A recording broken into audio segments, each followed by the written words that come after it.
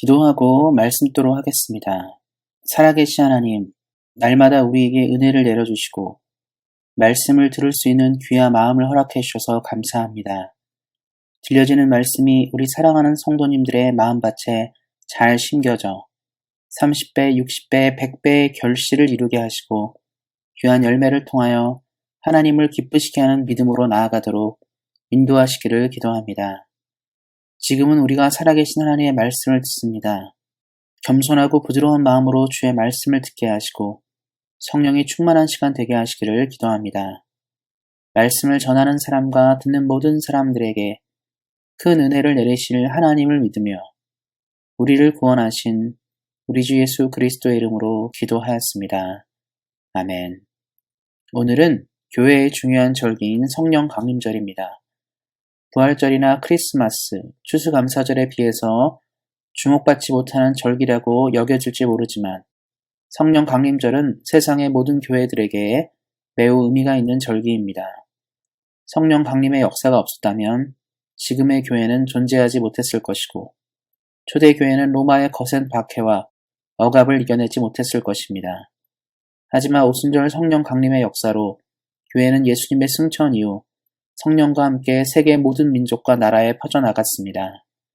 그래서 오늘 우리는 성령 강림절을 맞이하여 하나님의 성령과 동행하는 삶에 대해서 묵상하고 은혜를 누리기를 소망합니다. 우리 사랑하는 성도님들은 이 땅을 살면서 노하우라는 말을 들어보신 적이 있을 것입니다. 노하우의 사전적 의미는 특허와 같이 공인된 기술은 아니지만 유력한 기술 경쟁에 유력한 수단이 되는 정보나 기술을 말하며 요즘에는 어떤 기술이나 비법을 지칭할 때 두루 사용되는 말입니다. 세상의 모든 일들이 그래서 노하우의 중요성을 이야기합니다. 최근 TV 프로그램 중 골목시장이라는 프로그램이 있습니다. 거기서 화제가 되어 유명세를 탄 돈가스집이 있습니다. 전 사실 그 방송을 보지는 않습니다만 그 돈가스 기사나 이야기에는 관심을 가지고 있게 됩니다. 그 이유는 그 돈가스집이 한국에서 제가 살던 동네에서 매우 가까운 지역이었고 그 근처를 자주 다녔었기 때문입니다. 물론 그때에는 그런 가게가 있었는지도 몰랐습니다. 그 돈가스집이 유명세를 탄 이유는 장사에 대한 사장님의 철학과 돈가스를 맛있게 만드는 노하우일 것입니다. 사실 세상에 많은 돈가스집들이 질 좋은 고기로 좋은 기름으로 튀겨서 팔지만 모든 가게가 성공하고 인정받는 것은 아닙니다. 그래서 성공하는 가게들은 좋은 장사 철학과 더불어 노하우를 가지고 있습니다. 그리고 그러한 노하우는 하루아침에 만들어지는 것이 아니라 시간을 보내고 여러 연구와 실험을 거치면서 만들어집니다. 그렇기 때문에 이러한 노하우를 만드는 것이 그리 간단하고 쉬운 작업이 아닙니다. 듣기로는 많은 사람들이 그 돈가스집의 노하우를 배우고자 사장님께 배우다가 포기를 많이 한다고 들었습니다. 그만큼 남이 만든 노하우를 내 것으로 만드는 것이 어렵다는 것을 말해줍니다. 하지만 인내의 과정과 배움에 대한 수고로움을 통과한다면 누구나 성공하는 노하우를 가지고 새로운 출발을 할 수 있을 것입니다. 이처럼 단편적인 예를 들었지만 사업을 할 때 성공을 위해서 노하우는 매우 중요합니다. 이와 마찬가지로 우리들의 신앙생활에서도 노하우는 매우 중요합니다. 하나님을 믿는 사람들은 하나님께서 원하시고 바라시는 신앙의 노하우를 가지고 있어야 합니다. 성경의 여러 유명한 인물들 중 오늘 우리가 살펴볼 다윗은 하나님의 영에 감동된 사람으로 성령의 사람이었습니다. 그의 삶을 통해서 우리는 신앙인으로서의 노하우를 배울 수 있습니다. 다윗의 이야기를 통해서 성령의 사람으로 이 땅을 사는 노하우를 배우기를 소망합니다. 성령의 사람은 보고 듣고 행동하는 사람입니다. 다윗은 그런 인생을 살았습니다. 그가 어떻게 살았는지를 말씀을 통해 살펴보겠습니다. 첫째로 성령의 사람은 보는 사람입니다. 백문이 불여 일견이라는 말이 있습니다. 100번 듣는 것보다 한 번 보는 것이 더 낫다라는 이야기입니다. 그만큼 보는 것은 매우 중요합니다. 많은 사람들이 믿음을 이야기할 때 가장 먼저 말하는 것이 보여달라는 것입니다. 기본적으로 사람은 눈으로 드러난 일들에 의해서 모든 것을 판단합니다. 그래서 기업들이 제품을 판매하기 전에 가장 신경을 쓰는 것은 광고입니다.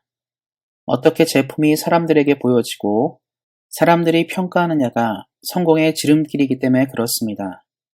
한국 사람들은 TV나 세탁기, 냉장고 등과 같은 가전제품을 구매할 때 주로 삼성이나 LG 제품을 많이 구입합니다. 그리고 LG나 삼성은 이제 세계에서도 주목받는 가전제품 브랜드를 보유하고 있습니다. 그런데 한국 사람들이 이러한 가전제품 중에서 김치 냉장고를 살 때 고려하는 브랜드가 하나 있습니다. 그것은 위니아의 딤체입니다. 그런데 딤체를 파는 위니아는 대기업이 아닙니다. 그래서 삼성과 LG처럼 큰 액수를 들여서 광고를 하지 못했습니다. 그래서 딤체가 시장을 뚫기 위해서 시작한 것은 소비자들이 직접 제품을 체험할 수 있도록 주부들을 공략했다고 합니다. 브랜드의 가치를 중요하게 여기는 한국 사람들에게 딤체는 그렇게 어필에 성공해서 김치 냉장고라는 시장을 개척했습니다. 딤체는 TV에서 광고로 보던 제품을 직접 눈으로 보게 하는 색다른 광고 전략으로 시장을 개척해낸 것입니다.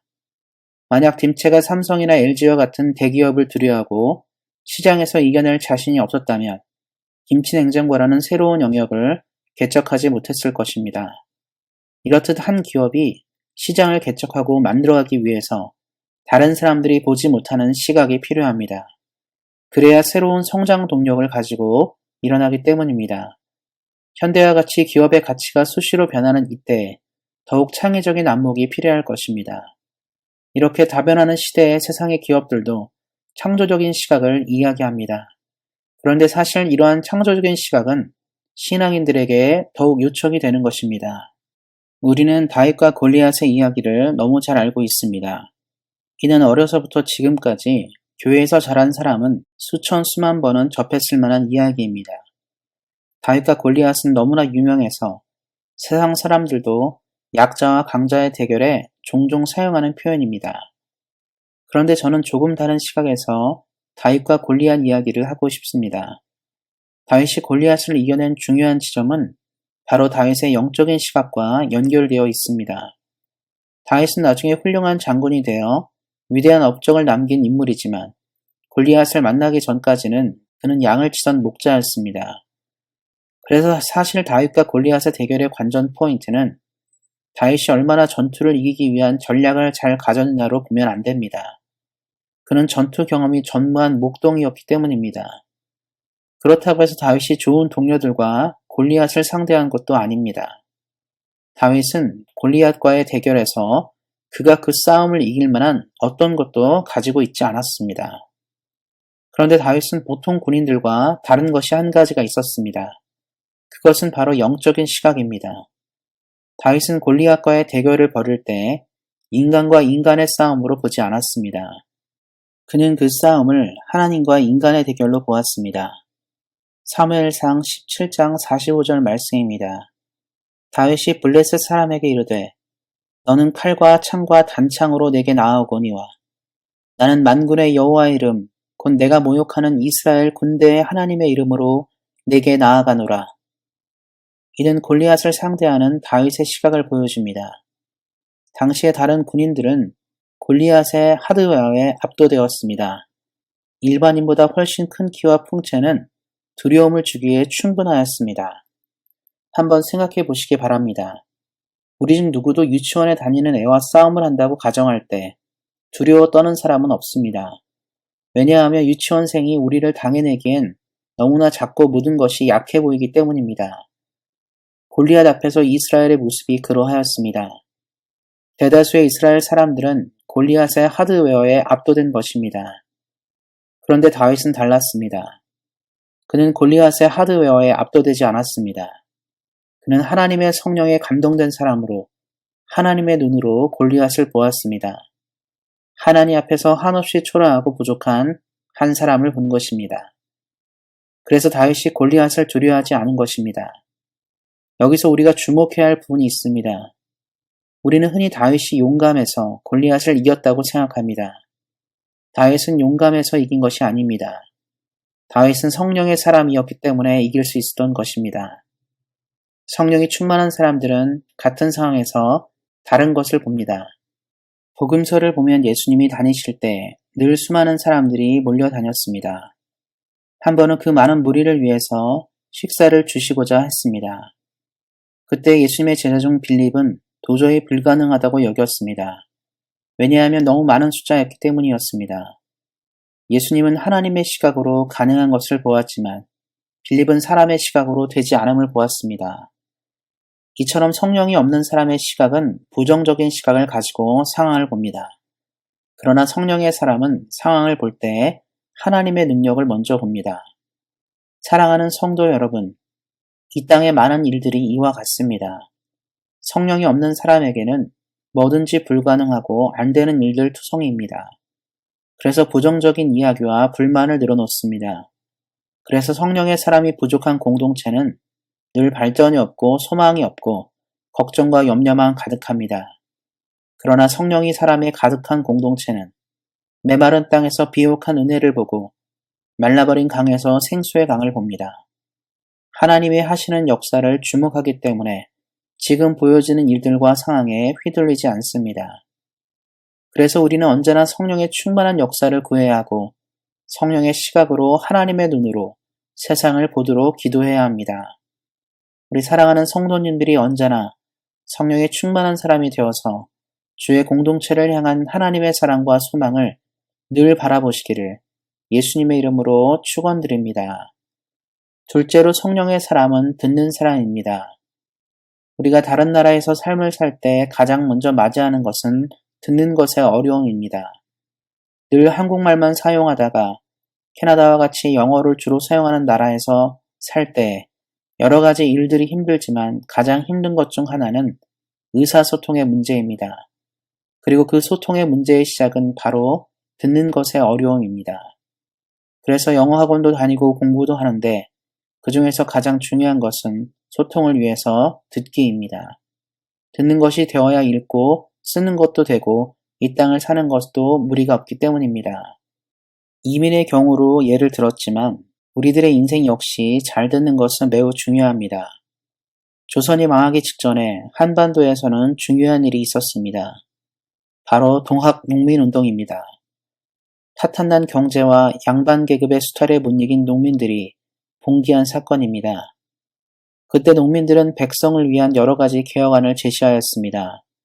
왕과 양반들에게 함께 살 수 있는 개혁안을 내놓았습니다. 그러나 당시 임금인 고종과 양반들은 이를 듣지 않았습니다. 이 여파로 결국 나라는 더욱 암담한 시기를 걷게 되었고 일본에 의해서 나라가 멸망하였습니다.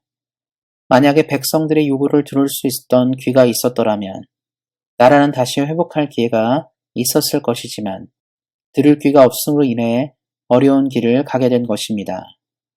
비단 나라만 그런 것이 아닙니다. 사람 역시 얼마나 잘 듣느냐에 따라서 인생의 성패가 달려 있습니다. 들을 귀가 있는 사람은 훌륭한 리더가 될 수 있습니다. 그래서 성경 역시 듣는 것의 중요성을 말하고 있습니다. 야고보서 1장 19절 말씀입니다. 내 사랑하는 형제들아 너희가 알지니 사람마다 듣기는 속히 하고 말하기는 더디하며 이 말씀은 말하는 것보다 듣는 것을 더 중히 여기라고 이야기합니다. 듣는 것은 사람의 마음을 사는 행동이기 때문에 그렇습니다. 우리가 사는 이 시대는 잘 듣는 사람을 원합니다. 요즘에 너무 많은 사람들이 자기 말만 내세우고 앞세우기 때문입니다. 이스라엘의 왕들의 이야기를 보다 보면 참으로 안타까운 장면들이 많이 나옵니다. 하나님께서 이스라엘 민족들을 사랑하셔서 왕들이 범죄하고 이스라엘이 타락할 때마다 선지자를 보내주셔서 주의 말씀과 경고를 들려주셨지만 성령이 충만하지 않은 왕들이나 백성들은 이를 듣지 않았습니다. 그런데 다윗은 그들과는 참 다른 왕이었습니다. 그는 성령의 사람이었기에 듣는 사람이었습니다. 다윗과 나발의 이야기에서 이를 발견할 수 있습니다. 다윗이 광야에서 있을 때 어려움을 겪던 나발의 목자들을 도왔습니다. 그리고 광야의 힘든 시기를 보냈던 다윗은 나발로부터 호의를 얻고자 했습니다. 그런데 나발은 은혜를 알지 못하는 사람이었습니다. 이에 격분한 다윗은 나발의 가문을 없애고자 하였습니다. 이때 나발의 아내였던 아비가일은 다윗을 향해서 충고를 합니다. 사무엘상 25장 23절부터 31절까지 말씀입니다. 아비가일이 다윗을 보고 급히 나귀에 내려 다윗 앞에 엎드려 그의 얼굴을 땅에 대니라. 그가 다윗의 발에 엎드려 이르되 내 주여 원하건대 이 죄악을 나 곧 내게로 돌리시고 여종에게 주의 귀에 말하게 하시고 이 여종의 말을 들으소서. 원하옵나니 내 주는 이 불량한 사람 나발을 개의치 마옵소서. 그의 이름이 그에게 적당하니 그의 이름은 나발이라. 그는 미련한 자니이다. 여종은 내 주께서 보내신 소년들을 보지 못하였나이다. 내 주여 여호와께서 살아계심을 두고 맹세하노니 내 주도 살아계시거니와 내 주의 손으로 피를 흘려 친히 보복하시는 일을 여호와께서 막으셨으니 내 주의 원수들과 내 주를 해하려 하는 자들은 나발과 같이 되기를 원하나이다. 여종이 내 주께 가져온 이 예물을 내 주를 따르는 이 소년들에게 주게 하시고 주의 여종의 허물을 용서하여 주옵소서. 여호와께서 반드시 내 주를 위하여 든든한 집을 세우시리니 이는 내 주께서 여호와의 싸움을 싸우시며 내 주의 일생에 내 주에게서 악한 일을 찾을 수 없음이니이다. 사람이 일어나서 내 주를 쫓아 내 주의 생명을 찾을지라도 내 주의 생명은 내 주 하나님 여호와와 함께 생명싸개 속에 쌓였을 것이요 내 주의 원수들의 생명은 물매로 던지듯 여호와께서 그것을 던지시리이다. 여호와께서 내 주에 대하여 하신 말씀대로 모든 선을 내 주에게 행하사 내 주를 이스라엘의 지도자로 세우실 때 내 주께서 무죄한 피를 흘리셨다든지 내 주께서 친히 보복하셨다든지 함으로 말미암아 슬퍼하실 것도 없고 내 주의 마음에 걸리는 것도 없으시리니 다만 여호와께서 내 주를 후대하실 때에 원하건대 내 주의 여종을 생각하소서 하니라. 이 이야기의 골자는 하나님의 사람인 다윗이 순간의 감정으로 사람을 죽이는 죄를 범하면 그보다 손해이니 하나님께서 심판하실 것을 믿고 지금은 멈추어 달라는 것이었습니다. 성령이 충만한 사람인 다윗은 여인의 말을 듣고 화를 내립니다. 또한 다윗은 범죄하였을 때 자신을 질책한 나단 선지자의 말을 뿌리치지 않고 오히려 겸손하게 들었습니다. 자신보다 한참 아래인 선지자였음에도 하나님의 말씀을 전하는 선지자를 존중했던 것입니다. 그리고 다윗은 언제나 전쟁을 하거나 중요한 일이 있을 때 언제나 먼저 하나님의 뜻을 들으려고 한 왕이었습니다. 그가 이스라엘의 최전성기의 출발을 가져온 것은 그가 남들보다 뛰어나게 나라를 운영하고 이끈 것이 아니라 언제든지 겸손하게 사람들의 말을 들을 수 있었고 또 하나님의 뜻을 들으려고 늘 고심한 사람이었기 때문입니다. 사람은 사실 누구나 내게 좋은 말을 해주는 사람을 곁에 두기 좋아하고 또 그렇게 말해주는 사람을 좋아합니다. 내게 유익되는 이야기는 때로는 내 귀에 쓰거나 고통스러울 수도 있지만 많은 사람들은 이를 싫어합니다. 사랑하는 성도 여러분, 그러나 우리처럼 하나님을 믿는 사람은 언제나 부드러운 귀를 가지고 있어야 합니다. 성령이 충만한 사람은 들을 귀가 있는 사람입니다. 우리 사랑하는 성도님들이 하나님께서 말씀하는 메시지를 언제나 부드러운 마음과 귀로 들을 수 있으시기를 예수님의 이름으로 축원드립니다. 끝으로 성령의 사람은 행동하는 사람입니다. 수많은 강연과 강의들이 넘쳐나는 시대를 우리는 살고 있습니다. 건강에 관한 유튜브를 예를 들자면 한의사, 의사, 약사 등 오래 살고 건강하게 사는 법에 대해서 다양한 방법들을 이야기합니다. 운동도 그렇습니다. 건강을 위한 운동법이 정말 다양하게 있습니다. 정말 지식이 넘쳐나는 시대를 살고 있는 것 같습니다. 하지만 아무리 좋은 것을 듣고 읽고 배워도 실천하지 않는다면 이 모든 것들은 의미가 없는 것입니다. 그래서 이 땅의 삶에서 가장 힘든 것 중에 하나는 실천을 하는 것입니다. 사람들이 자주 넘어지고 실패하는 것은 몰라서가 아니고 하지 않기 때문입니다. 요즘 기독교가 많은 비판을 받습니다. 그런데 한편으로 돌아보면 우리가 얼마나 세상 사람들이 보기에 말씀대로 삶을 안 살았는지를 보게 됩니다. 예수님이 말씀처럼 이 땅을 우리가 모두 살기 시작한다면 우리는 세상에 딱히 비판받을 만한 일이 많지가 않습니다. 한번 생각해보면 만약에 우리가 가진 것을 가난하고 소외된 이웃들을 향해 사용한다면 세상 사람들은 우리를 통해서 사랑과 자비를 배울 것입니다. 만약에 우리가 누구보다 정의로운 공동체로 다른 조직들의 모범이 된다면 사람들은 정의가 굳고 공의가 무너질 때 교회에 구원을 요청할 것입니다. 그런데 요즘 교회들의 모습을 보면 매우 안타깝습니다.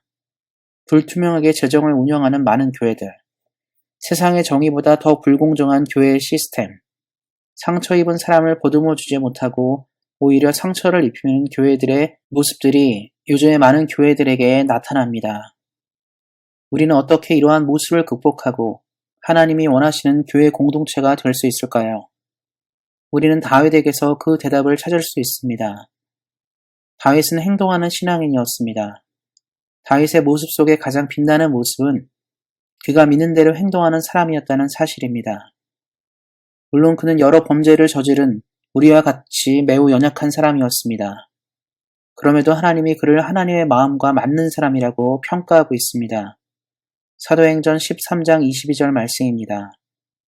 다윗을 왕으로 세우시고 증언하여 이르시되 내가 이새의 아들 다윗을 만나니 내 마음에 맞는 사람이라 내 뜻을 다 이루리라 하시더니 하나님께서 다윗을 이렇게 평하는 이유는 매우 간단합니다.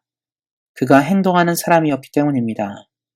성령의 사람인 다윗은 하나님의 나라를 위해서 자신의 손해나 명성이 타격을 입는 것을 두려워하지 않았습니다. 선대왕인 사울이 몰락한 것은 하나님 앞에서 자신의 자존심을 세웠기 때문입니다. 그래서 사울은 늘 문제가 발생하고 하나님 앞에서 범죄할 때마다 변명으로 일관했습니다. 그러나 다윗은 하나님의 명성과 그의 나라를 더욱 소중하게 여겼습니다. 그래서 그는 범죄를 지적당하고 하나님의 진노가 임할 때마다 빨리 회개하는 사람이었습니다. 그는 언제나 자신보다 하나님이 앞선 사람이었습니다. 성령의 사람은 하나님보다 앞서가지 않습니다. 우리는 하나님의 청지기로 하나님께서 우리를 사용하기에 편하도록 말씀대로 움직이고 살아야 합니다. 그런데 우리가 우리의 자존심과 생각을 먼저 위에 두게 되면 우리는 하나님의 나라와 영광을 위해 행동하지 않습니다. 우리는 다윗을 생각할 때 다윗의 영광만을 생각합니다. 그처럼 번영하고 번성하고 축복을 누리기 원합니다. 저도 우리 온세한 교회와 사랑하는 성도님들이 다윗과 같이 그러하기를 원합니다. 사랑하는 성도 여러분, 다윗의 영광의 이면에는 하나님의 뜻대로 살고자 하는 그의 의지가 있었습니다. 그는 행동하는 신앙인으로 이 땅을 살았습니다. 이방 민족들로부터 이스라엘을 보호하신다는 하나님의 약속을 붙잡고 주변 민족들의 전쟁에서 물러서지 않았습니다. 믿음으로 언제나 이길 수 있음을 신뢰하였습니다. 다윗이 그 시대에 우뚝 서게 된 것은 그냥 가만히 앉아서 된 것이 아닙니다. 하나님의 영광을 위해서 그는 늘 일어났고 삶을 살았습니다. 그는 말씀을 사랑하고 예배를 사랑하는 사람이었습니다. 그는 하나님 앞에서 왕으로 있는 것보다 성전의 문지기로 있고 싶다고 고백할 정도로 그의 삶의 최우선은 말씀과 예배였습니다. 그래서 그의 꿈은 우리가 아는 것처럼 영토를 넓히고 국가를 부강하게 하는 것이 아닌 하나님의 성전을 세우는 것이었습니다. 그는 성전 건축의 꿈을 꾸기만 한 것이 아니라 훗날 건축될 성전을 위해서 준비한 사람이었습니다. 나중에 솔로몬은 다윗이 준비한 것들을 가지고 성전을 건축하였습니다. 다윗은 행동하는 신앙인으로 이 땅을 살았습니다. 그리고 그러한 그를 향해 하나님은 메시아이신 예수님을 다윗의 가문을 통해 보내셨습니다. 누구보다 성령의 사람으로 삶을 산 다윗에게 하나님이 허락한 최고의 선물이었습니다. 하나님은 이처럼 주를 위해 행동하는 사람들에게 큰 복을 허락하시고 베푸시는 분이십니다. 말씀을 맺고자 합니다. 다윗은 흠도 많고 문제도 많은 사람이었지만 하나님이 사랑한 사람이었습니다. 그 이유는 그가 하나님의 영에 충만한 성령의 사람이었기 때문입니다. 성령의 사람은 남들이 보지 못하는 것을 봅니다. 성령의 사람은 남들보다 더 듣는 귀를 가지고 있습니다. 그리고 성령의 사람은 하나님의 영광을 위해 주저하지 않고 행동합니다. 우리 사랑하는 성도님들이 성령 강림절을 맞이하여 성령의 사람으로 보고 듣고 행동하시기를 예수님의 이름으로 축원드립니다. 기도하겠습니다. 사랑의 하나님, 오늘 말씀을 나눈 것처럼 우리 사랑하는 성도님들이 언제나 성령의 사람으로 이 땅을 살게 하시고 성령의 사람이 누리는 복을 얻게 하시기를 기도합니다. 우리 사랑하는 성도님들의 삶을 성령님 늘 붙들어 주셔서 온전한 그리스도인으로 이 땅을 살게 하시고 사람과 하나님 앞에서 칭찬받는 인생이 되게 하시기를 기도합니다. 언제나 능력으로 은혜로 함께 하시는 하나님께 감사하며 우리를 구원하신 우리 주 예수 그리스도의 이름으로 기도하였습니다. 아멘.